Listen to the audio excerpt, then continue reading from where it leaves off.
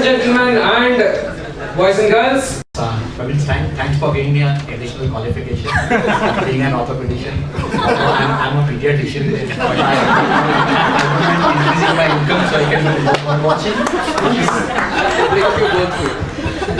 He's going to break a few bones out and more business. So guys, thanks a lot, Ravi. Thanks Sanjoy and Absentia. Thanks for giving me this wonderful platform to share a few thoughts and images.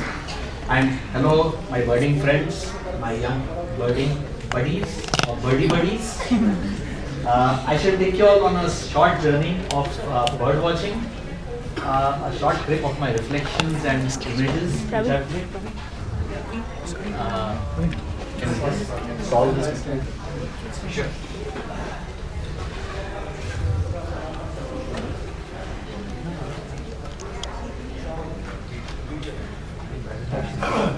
Presentation is being censored, I think, 1/3 of it.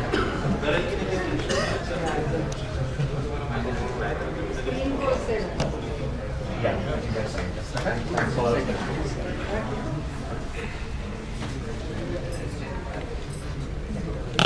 So guys, we all stay in these concrete jungles.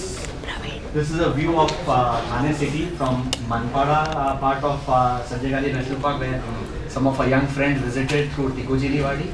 I'm sure you've got familiar with this. And while we stay in those concrete buildings, our heart is still in the forest around.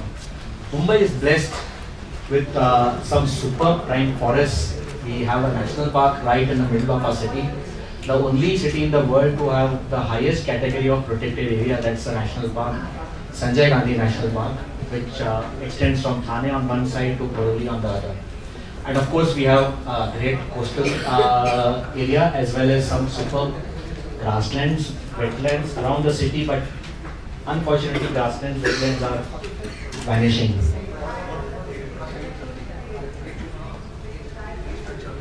So I'm sure all of you had a great day birding today, and all of us have these moments when we watch birds, and the moment we raise our binoculars, the bird decides to fly, and we just see the moment.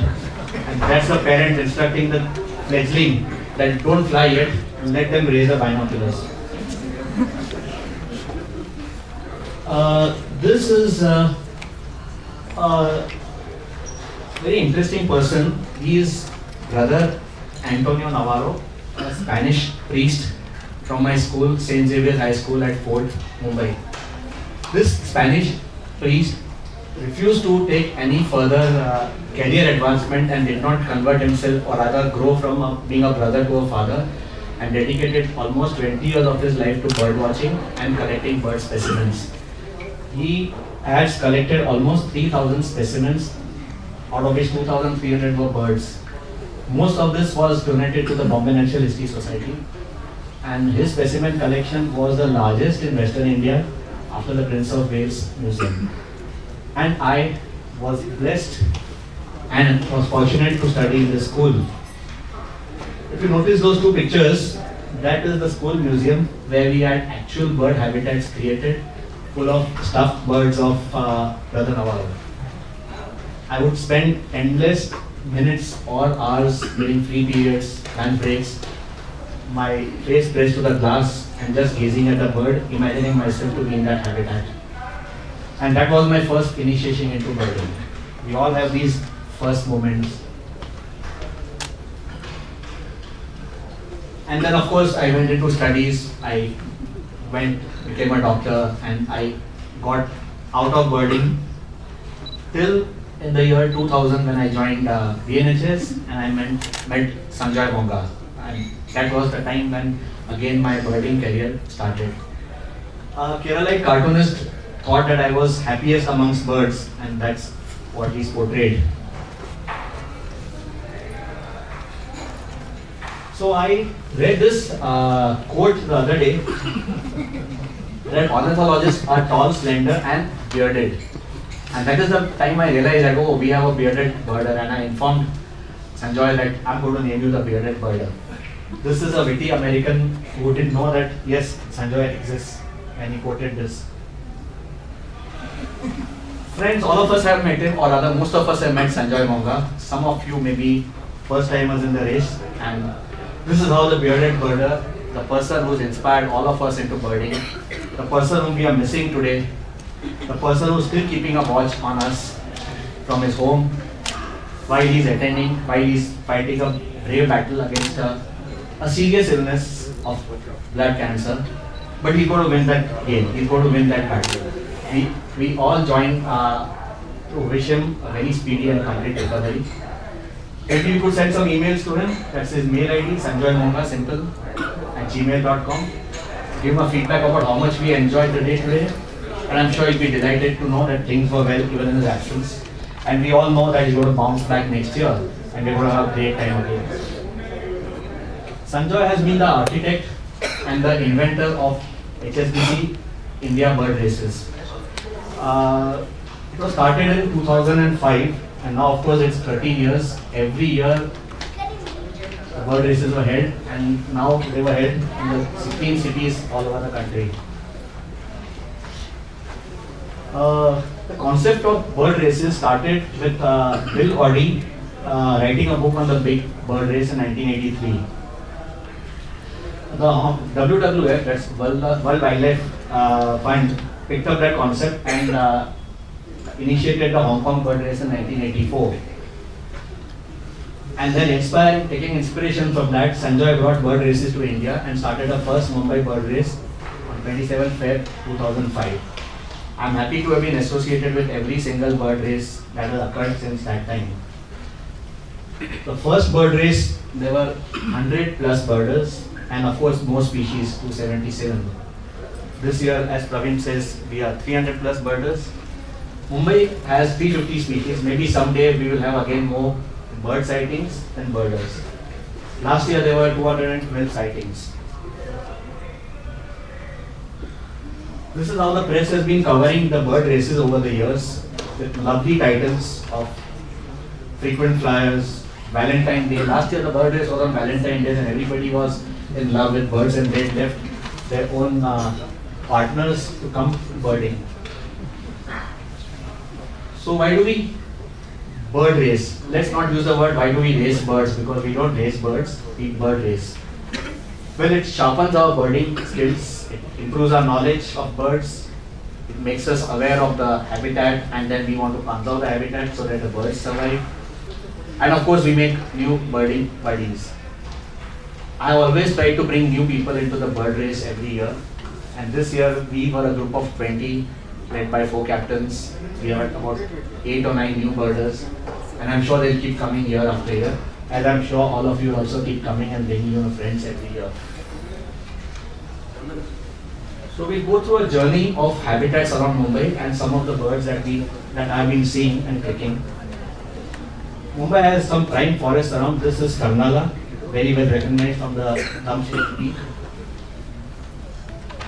And that's a Tansa forest. This is the state of the forest in the summer when the leaves are shed and bird watching becomes that much easier. This is a mixed deciduous forest. Tansa again. Can you reduce the lights?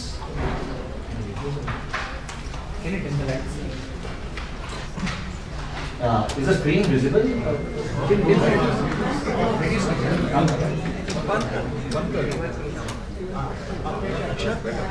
Is it better? So that's the verdant SGNP, the Sanjay and Gandhi National Park in the monsoon, which is so radically different from this dry summer months. This is what magic of water does to the forest. That's Kharghar Hills and one of those famous waterfalls. Kharghar Hills are also a good place for bird watching. And here's an interesting place of a secondary forest. This is Vasai Fort. Left to itself, any area will turn into a forest if unattended and if undisturbed. This is some prime forest around Vasai Fort. That's birding in the national park. That's one of those bird races where participants were delighted and excited. That's a common avara. Common avara has got very lovely trilling and whistling calls. Most of the time when you attend a forest, you hear this bird. This is a hard-spotted woodpecker. I'm sure you can spot the tiny little hearts on the wings of the birds. It's one of the most interesting birds, and it's so small that when it flits around the branches, it almost feels like a toy. That's a yellow-crowned woodpecker. Previously, the Maratha woodpecker. That's a paradise flycatcher, the female. Of course, the male is much more prettier. The female is nonetheless less pretty. Indian golden oriole. This is one interesting habitat which people have discovered of late. That's a Banduk pumping station. Ever since Uran has become a concrete, or rather a developing area, and the habitat has lost, we have Banduk as a new Uran, and birders flock over there. We have the flamingos in the background and some avocets in the foreground. This is the bird everyone visited and saw this year, most of us. This is the common shelduck, which normally doesn't visit Mumbai. Its range extends the entire North India but ends at North Maharashtra. This year somehow it landed at Banduk pumping station, and we got some lovely images. The lesser flamingos with the common shelduck. That's the lesser flamingo. If you note the iris is pink, and that's how it gets differentiated from the greater flamingo, apart from the colors of the wings. The iris of the greater flamingo is yellow. That's a dainty bird, a pied avocet. These avocets have a lovely upturned beak and they look extremely delicate. Today avocets were sighted, I'm sure some team would have seen them. Yeah, we saw. Just now. So that's a pair of the northern shoveler. You can see the spatulate, the spade-like bill, male and female. For some reason, the female birds are always drab as compared to the male. Something to be proud about for the males. This is a mixed flock. We have some Caspian terns and brown-headed gulls. I think Dr. Salim Ali or somebody quoted that if you want to watch gulls, you have to go to the harbour, Mumbai harbour, and there you will find the girls on the buoys, the shipping buoys. These are Eurasian curlews. The bird with the longest beak, the bird right in the center, you can appreciate a very long beak, almost as long as its body. That's a western tree-tigret. That's Shivri, another habitat which all of us love to visit. It's a huge tight flock of greater flamingos.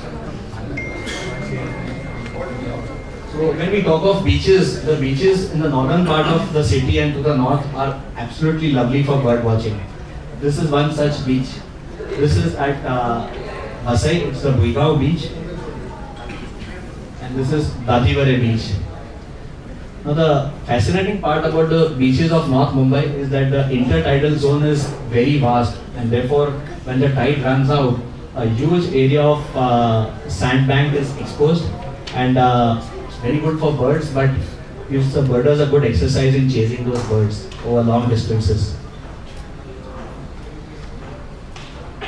That's a common sanderling. It's one of those sandpipers. This one is absolutely black and white.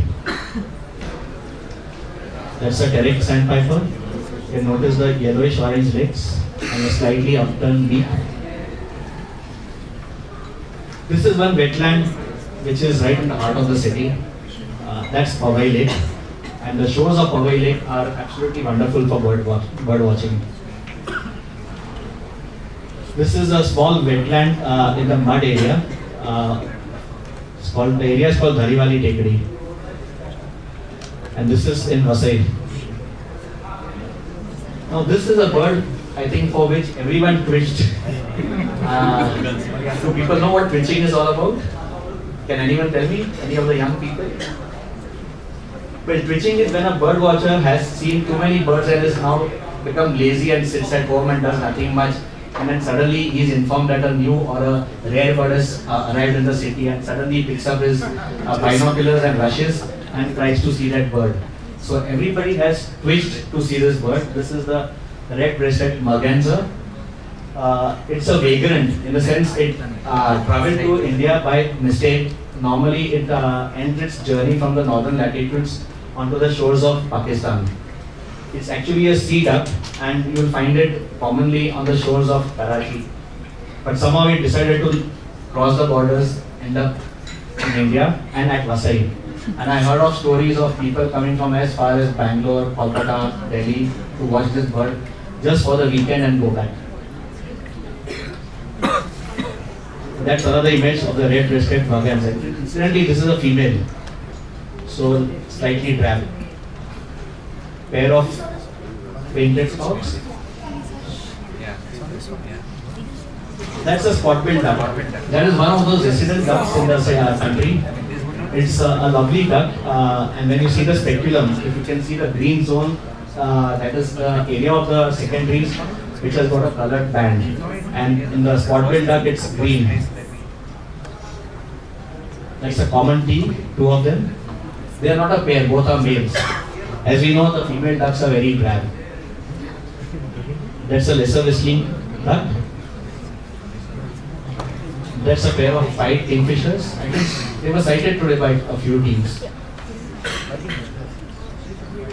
That's a common or small blue kingfisher, or people previously would call it a Malia kingfisher, because now Malia has escaped to UK. And that's the kingfisher hovering. It's one of those birds which hover in mid-air while it tries to pick up a prey. It's a clamorous reed warbler.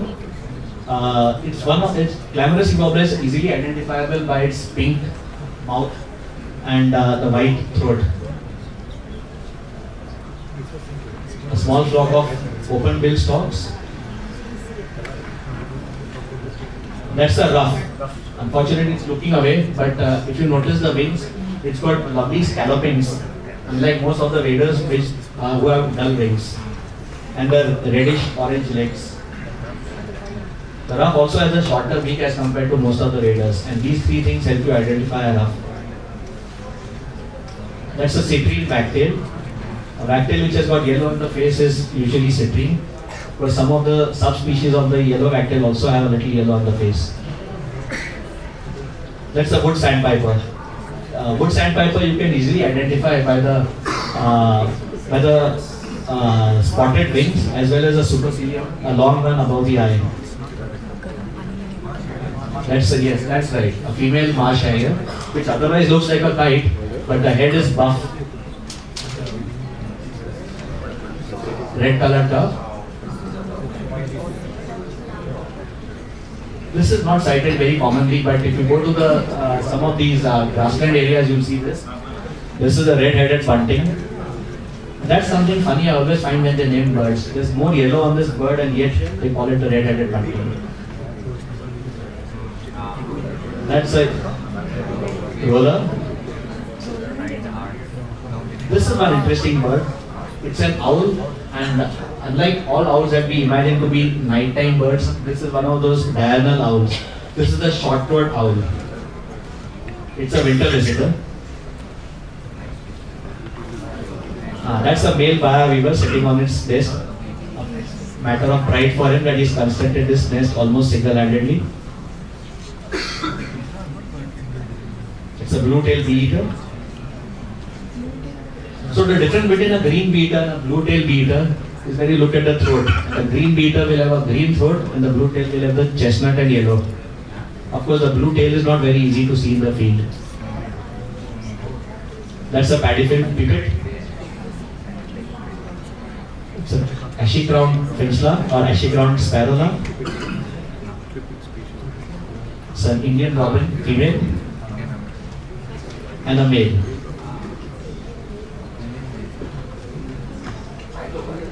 Pair of laughing doves.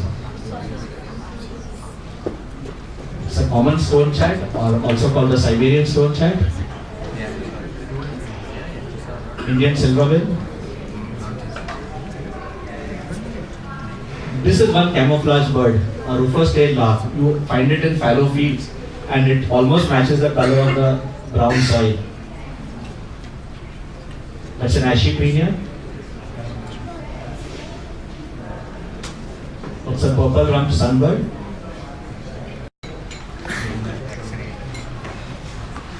So when we look at birds, we try to go far, we try to travel distances, we use all sorts of optics to look at birds in the distance. But we shouldn't forget to look at birds right in front of us, right in our backyard. Like this gentleman is missing the bird who's sitting on his spoke.